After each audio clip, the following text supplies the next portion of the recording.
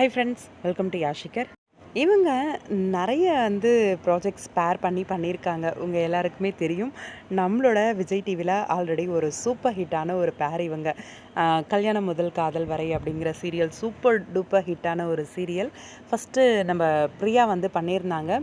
ஆனால் பிரியா அவங்களோட மூவி ப்ராஜெக்ட்காக சீரியலை விட்டு விலகினாலும், அதுக்கப்புறம் அவங்கள ரீப்ளேஸ்மெண்ட் பண்ணி நம்ம சைத்ரா ரெட்டி தான் அந்த சீரியலை ஃபினிஷ் பண்ணி கொடுத்தாங்க.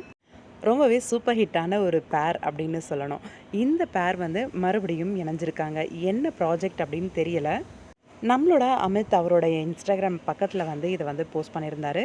2 பேரும் பேராக எடுத்துக்கிட்ட ஒரு பிக் ஷேர் பண்ணி, always a pleasure working with this girl அப்படின்னு சொல்லி போஸ்ட் பண்ணியிருந்தாரு.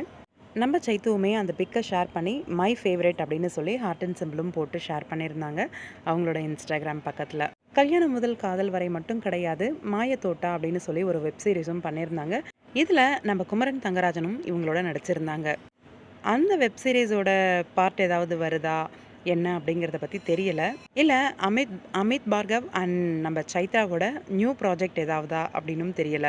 அவங்க நெத்தியில் குங்குமம் வச்சு அந்த ஹோம்லியான ஒரு லுக்கில், அந்த சாரீ லுக்கில் இருக்கிறதெல்லாம் பார்க்கும்போது ஏதோ சம்திங் ஸ்பெஷல் அப்படின்னு மட்டும் தெரியுது. மேபி ஆட் ஷூட்டாக கூட இருக்கலாம், இல்லை மாயத்தோட்டாவோட ப்ராஜெக்டாக கூட இருக்கலாம். இது எதுவுமே இல்லாமல் வேறு ஏதாவது வெப் சீரிஸ் இல்லை ப்ராஜெக்ட் அப்படியா கூட இருக்கலாம். வெயிட் பண்ணி பார்ப்போம் என்ன அப்படின்ட்டு. உங்களோட கருத்து என்ன? இந்த பிக்கை பார்க்கும்போது கமெண்ட்டில் சொல்லுங்கள்.